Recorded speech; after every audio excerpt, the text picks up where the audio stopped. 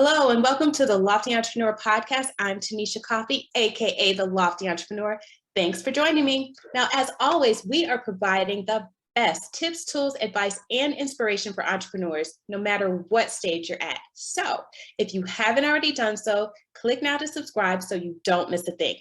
Now, on today's show, we're tackling the issue of health insurance for freelancers, independent contractors, self-employed business owners, entrepreneurs, basically, however you choose to title yourself. If you own a business or want to, this is the show for you. Now, I'm going to do my best to get all the questions to the health insurance for the health insurance topic that you've sent in. I'm going to try my best to get them answered with the help of a very special guest, one of my business partners, Mr. Rob Rawl. Now, Rob is a seasoned independent insurance broker with 10 years in the biz. He specializes in life, financial planning, long-term care, and he is an expert not only on how health insurance works for business owners, but how business owners can really make health insurance work for them by buying strategically. Hi, Rob. How are you? Thanks for joining me today. Hey, Tanisha. Thanks for having me on. Awesome. All right. So I am going to hurl a ton of questions at you today because there was so much interest in this topic. All right. So I want to make sure that we get as many questions as possible answered. All right. Sure. So first up, I want to clear up a myth, right? It's that some people have about what the ACA, the Affordable Care Act, is and isn't at its core, and like how it works and how we can use it. So can you shed some light on that for me? Yeah, absolutely. So all in all, the ACA, the Affordable Care Act, was actually written in the bill in 2010 and actually started being implemented in 2012.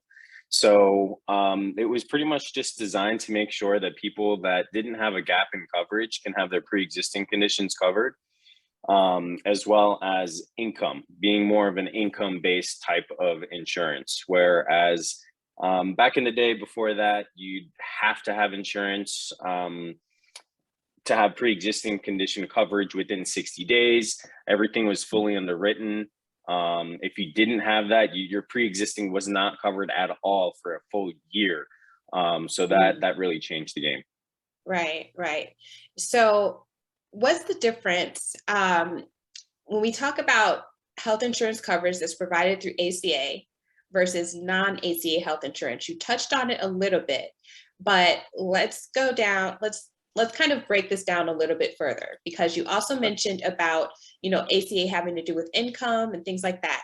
I think a lot of people think that you have to not be making any money in order to actually qualify for ACA, but that's not the case at all, right? That's true.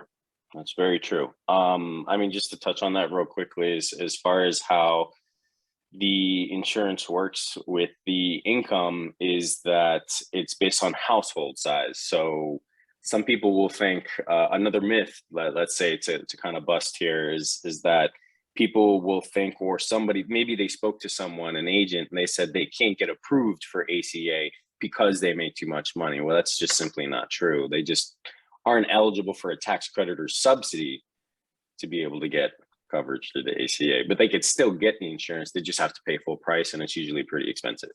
Mm-hmm. Okay. And then, so what would the difference be between when we're talking about ACA health insurance versus non-ACA, which is basically private market insurance? That's what you're kind of getting at, right? Right. So the people that do end up, let's say, making too much money, that don't qualify for a subsidy, which would lower their premiums, if they're healthy, they can get pretty much what health insurance used to be. Now it's referred to as short-term medical insurance, which still has the deductibles and copays that you're used to, but that's underwritten, which means you have to answer no to a series of medical questions. Mm-hmm.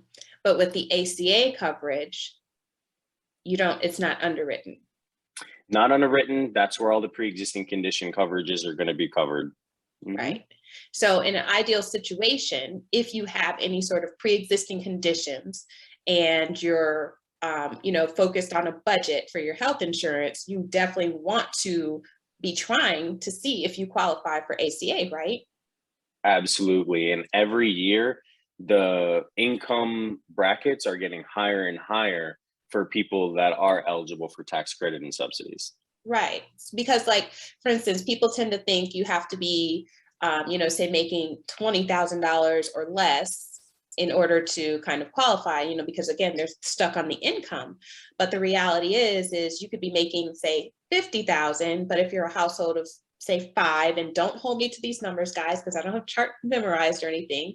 But the point is you could be making 50,000, but if you're a household of 5, you might still qualify for a subsidy that would bring that health insurance cost down. Quick example, I mean, every state is going to be different, right? Every county is going to be different, as a matter of fact. But in Broward County here, where I reside in Florida, I had a couple who last year wasn't eligible for a tax credit or subsidy because they made $100,000 a year as a couple. This year, they're actually eligible for quite a bit of a tax credit, still making $100,000 a year with just 2 people. So it changes. Right. So the point is, the lesson learned there is, one, if you tried before and you weren't eligible, you should still try again whenever open enrollment is available again, right? Definitely. Absolutely. All right. And the other thing is that, really think strategically about what you're doing, because if that couple hadn't gone back to you, they would have never known, and they probably would have been paying. You said they qualified for quite a bit, which means that they're saving a lot of money just by just checking that eligibility, right? Right. They were paying about $700 a month for a private market plan through United Healthcare, and we ended up finding them a ACA plan through, I believe it was Bright Health, for less than $400. So, I mean, that's almost half. Right. Absolutely. Now, a lot of people think that they can only get health insurance during the time of year which is called open enrollment, which typically happens in like late fall, around the November, December time of year. However, even though it's a popular time, that's not the only time. So what are some of those other special times or situations that people can apply for insurance coverage, ACA, all of that great stuff? Yeah, absolutely. So it's called an SEP, special enrollment period. There's a few different things that can qualify you for that. The basics is getting married, divorced, loss of a family member, or even birth of a child, or just relocation. Relocation to another county will most likely allow you to be able to get that special enrollment period, which is available year round. So as long as that's within a 60-day window, then you'll be able to apply outside of open enrollment, which is normally November 1st to December 15th in most states. Mm-hmm. And then what about people, because, my audience is full of entrepreneurs. So people who maybe were working, a traditional job, and then they've either had to separate from that position or they've chosen to move into entrepreneurship. Would that change in job status also qualify for a special period or not? Well, it depends if they had insurance through the employer. If they did and they lost coverage, that's technically a special enrollment period is loss of cover, of credible coverage.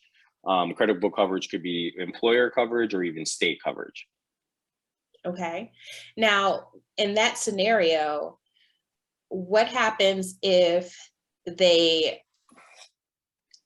okay, so you said if they did have coverage, right?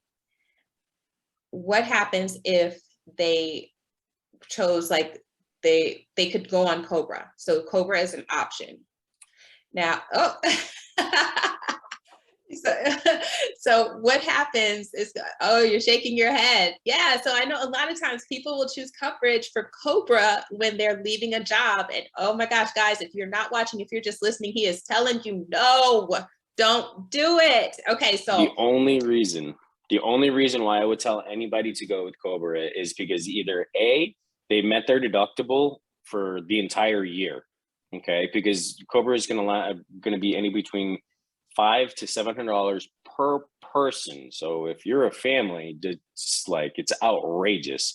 So if you've already met the deductible for the year, and maybe a few months left, and you're okay with paying the premium because you like the plan that much, or you have like an upcoming surgery, treatments that you have, or some that you've done in the past that is still kind of like pending. But other than that, I don't think anybody should be taking Cobra, honestly. So what should they be doing? That's when you speak to a specialist like myself and know your options. You know, Right. just just based upon just a few basic questions, I'd say less than 10 questions, I would know where to place someone. And see, I hope you guys are really listening to this piece of advice, because I know from personal experience, when my husband, he was working for a police department, and when he was choosing to leave that in order to go into real estate, doing real estate full time, we were presented with that option, for Cobra. And when we did the math, it's pretty much like Rob was saying, at that time we were a family of four. And, so we were looking at that, and the insurance was around probably 1700, or around 1700 to 2000 that they were wanting per month. And that was just completely, out of the picture. And at the time, I didn't have the same knowledge that I have now, so I was just looking at that, and it's like, okay, Cobra's not an option. Where I was like, we're just going to not have health insurance. And that's basically what we did. Definitely don't recommend going that route. Listen to what Rob's telling you. Speak to somebody, speak to an insurance broker, because they may be able to help you to find something that actually works for your budget and everything like that. Okay, off the soapbox. So let's keep it rocking, right? So I want to talk specifically for entrepreneurs now. So how do we find out if we're eligible under the Affordable Care Act as an entrepreneur? I know for individuals, it's different. You're working or not working, but you're an individual. But for a business owner, it's a little different because that whole income component. Yeah, yeah, absolutely. And as long as you're doing it correctly, to where you have an LLC, you're getting most of the income through there, and you're paying yourself, then you just use whatever it is that you're paying yourself. Simple as that. Let's say that you're not just an individual, sole proprietor. Let's say that you actually have an agency or you have multiple employees now. I normally suggest my clients with over 5 full-time employees that's when it's more beneficial to get a group plan. And there is no special enrollment. There's no open enrollment. It's available all year round for small business owners. So as long as it's less than 100 employees, I believe that you can submit, and you could still get tax credit and subsidies to help you pay for your employees' health insurance as well. Okay, so that's a great tip. I was going to ask you about that. All right, so let's talk a little bit about the elephant in the room. Dun, dun, dun. Cost, right? Because everybody's always terrified of the cost. We talked about the types of costs that people can expect, of course, if they're dealing with Cobra, but as a self-employed person, looking for that health insurance, what kind of costs should people be prepared for? That's when it's based upon income and household size. I mean, if you're making less than 13,000 a year as an individual, you're most likely going to get onto Medicaid or Medigap.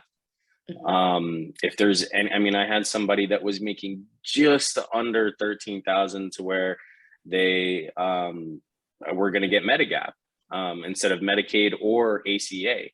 This happened today, actually. And I asked her, hey, do you do anything on the side? Like anything at all? Like, I don't care if it's walking dogs or anything. She's like, yeah, actually I have, right.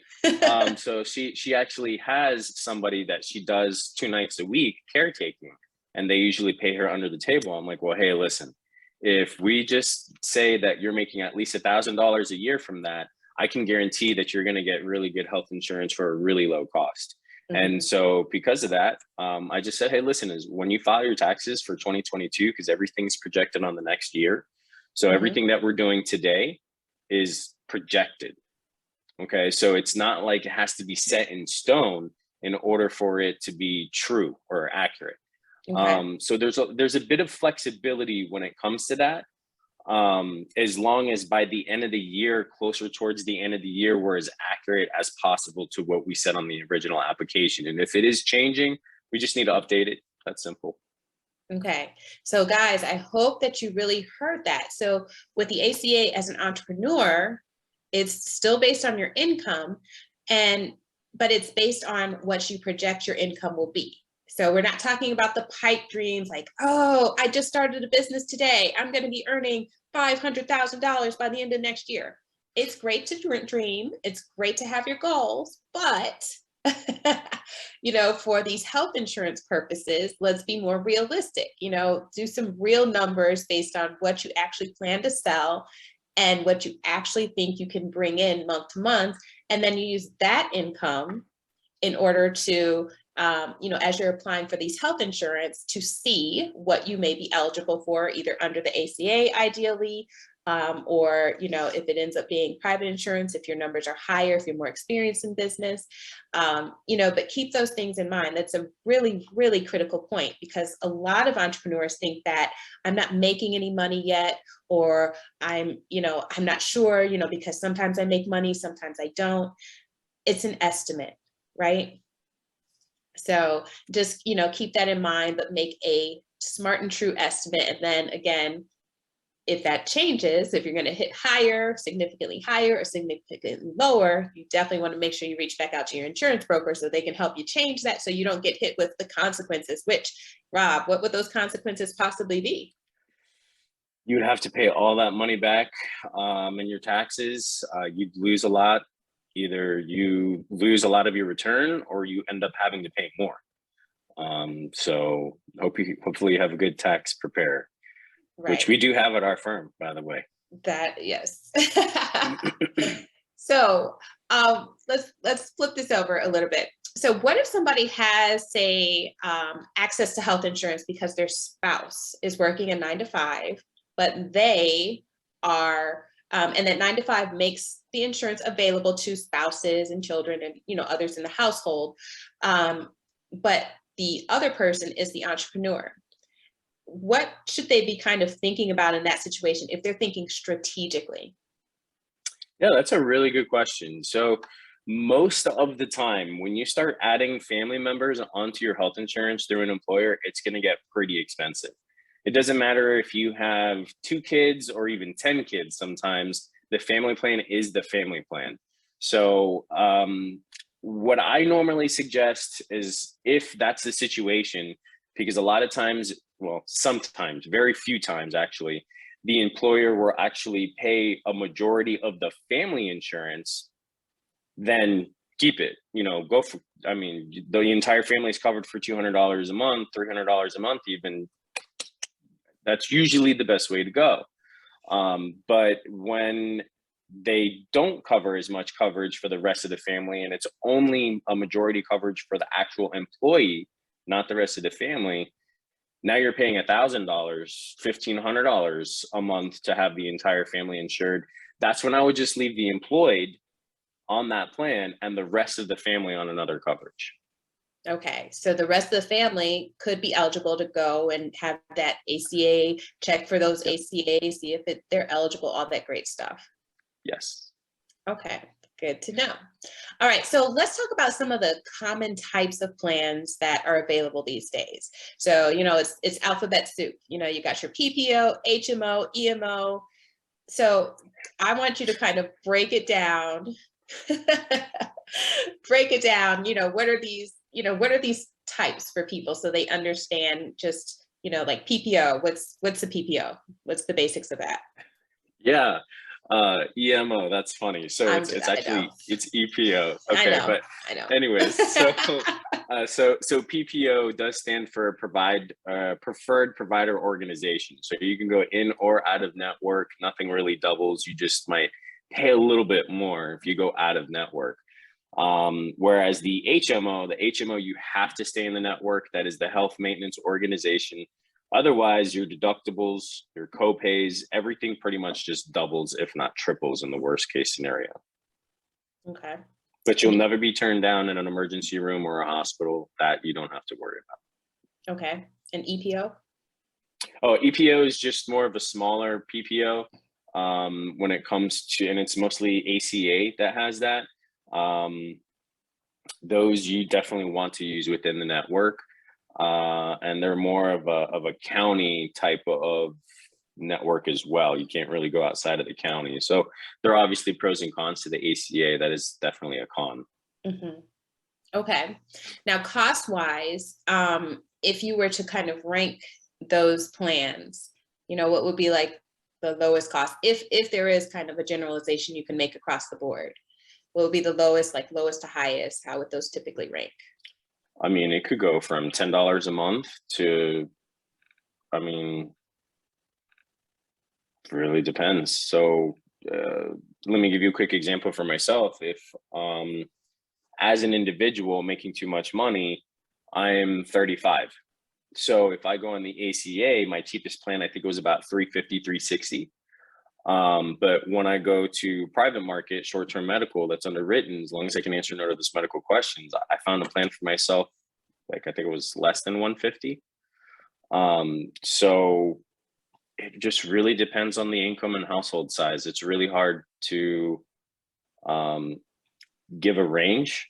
I mean, other than $10 or possibly even free, it really depends. If you got unemployment in 2021, then your premiums are probably going to be free. Your doctor visits are probably going to be free, and your medications are probably going to be free, and your specialist might be $5. So,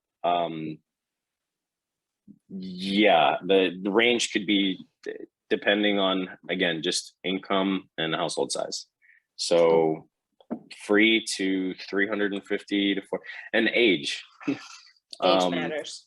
Yeah, age definitely matters. I had someone that is 64, a plan just for her starting at $800, $900 a month.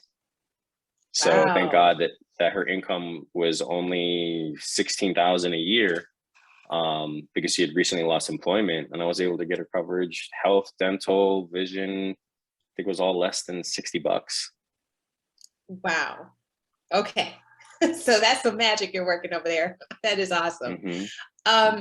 What about deductibles, right? So when people are looking at these plans, everybody looks at the premium, and they also, look at the deductibles. I mean, of course, there's copays sometimes, but I think the two things people look at are those premiums and the deductibles. So first, explain what a deductible is for those who may not be quite certain, never got that memo.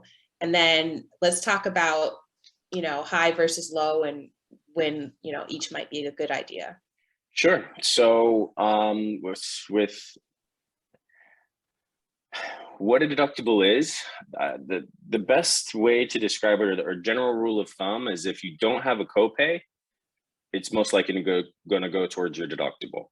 So doctors, you have a copay, and none of your copay goes towards that deductible. So if you don't have a copay, you're going to pay out of pocket, and then it's going to go towards the deductible and bring it down. That's the best way to describe it. Usually hospitalization, surgeries, because most tests are covered, regular doctor visits, urgent cares, lab works are usually covered. Preventative care is something that's completely free under the ACA. So females have their 2 visits, and then us guys have our physical every year. And then that's pretty much it, is just hospitalization and surgeries. And if you don't have a copay, it's going to go towards your deductible. The main reason why I would want anybody, I suggest high deductibles all the time, because it's going to save you money. I mean, so rather than paying more for a lower deductible, pay less with a higher deductible and add a little tiny rider on there that will automatically cover your deductible. So you don't even have to pay that deductible to begin with. So there's ways of being able to do that, and you still pay less money monthly than paying so much higher for that less deductible. So the only reason why I would suggest a lower deductible rather than the higher deductible with those riders and still make it more cost effective is if you're getting a surgery, is if you're getting some type of treatment that that you have to get done, you've just been putting it off. That's when I would suggest a lower deductible, and it would have to be through ACA, of course. Right. Okay. So guys, I really hope that you kind of heard that. Those higher deductibles, don't be afraid of them, right? It's better to pay that lower premium each month and kind of roll the die on that deductible, because there do exist riders that you can purchase that can cover those. So just keep that in mind. Don't be so afraid when you're researching, when you're looking at these plans. Think strategically. Think about, what your spend is, how you're spending your money. This is a business decision if you look at it that way. And so really think about how much you're putting out, the expense, and then think about getting those riders or asking those questions of your insurance broker to say, okay, now what can I do to bring this down? How can you help me to cover this so I don't have to pay for this out of pocket? Because I guarantee you there are options. You just have to ask the right questions. Okay, so now I want to know if I know I've just bombarded you with question after question. You've taken them like a straight soldier, so I appreciate you. I want to know, do you have any other tips for entrepreneurs who are wanting to buy strategically, things that can help them to really make their money go further, or, things to kind of just consider to make sure they're making the best deal possible? Absolutely. You touched on it earlier. Because if you are just starting out and you have a business plan to make $250,000 in the first year, first of all, kudos to you, right? Tell me what your business plan is and let's work together. But as far as starting something out that is not so easily scalable right away, start with a low income. And talk to me so I could tell you what's realistic and what's good and what you can get away with, so to speak, for as long as you can. But I can't make it any more important that you have to change it though once you start making more money. You will have to pay more in insurance. Won't be that $50-$60 anymore. It might be $150 to $200, but you're not going to get in trouble with the IRS, which I don't think anybody wants to do. Right. All right, Rob, thank you so much for joining me today. I so appreciate you guys. I hope this was valuable to you. Go ahead, do me a favor, rewind it, play it again, because you did miss something, and I guarantee you want to know everything Rob has just shared with you. If I leave you with anything today, it is you need to be using a broker, an insurance broker. And I say a broker, not an agent, because brokers have access to multiple carriers. They're not specifically aligned or tied to a specific company, health insurance company, if they're an independent broker. So that's another thing, an independent broker. So that means that they can give you the widest range of options for you to choose from. And they're going to be more focused on what's you're needing and be able to customize for you, your business needs, all of that great stuff, compared to if you just go online on yourself. You can do it, but you're not going to know about all these other options and riders and what they mean and how to really make them work for you. So that is my tip today. I am Tanisha Coffey, aka The Lofty Entrepreneur. Again, if you have not done so, what are you waiting for? Subscribe, please. Click that button. And then sharing is caring. Be sure to share this with another entrepreneur you know who could use this advice. Thank you, Rob, again. And thanks, everybody. I'll talk to you next time.